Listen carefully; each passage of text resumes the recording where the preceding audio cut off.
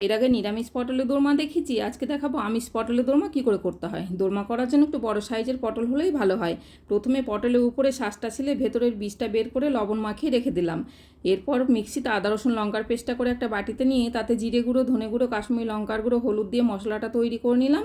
আর এবার মিক্সিতে পটলের শাঁস, পেঁয়াজ লঙ্কা দিয়ে পেস্ট করে চিংড়ি মাছটাকেও পেস্ট করে নিলাম।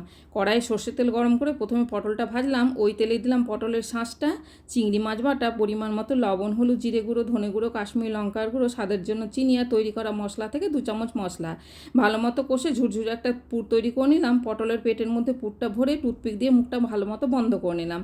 কড়াইয়ে আবার সর্ষের তেল গরম করে শুকনো লঙ্কা, তেজপাতা, জিরে, গোটা গরম মশলা ফোড়ন দিয়ে পেঁয়াজ কুচি দিলাম। পেঁয়াজটা লাল হলে মশলাটা দিলাম, তারপর টক দই দিয়ে ভালো মতো কষে নিয়ে জল দিলাম। পরিমাণ মতো লবণ আর পটল দিয়ে ঢাকা দিলাম সেদ্ধ করার জন্য। সেদ্ধ হলে ঢাকা খুলে ঘি গরম মশলা ছড়িয়ে দিলে রেডি আমাদের পটলের দোরমা।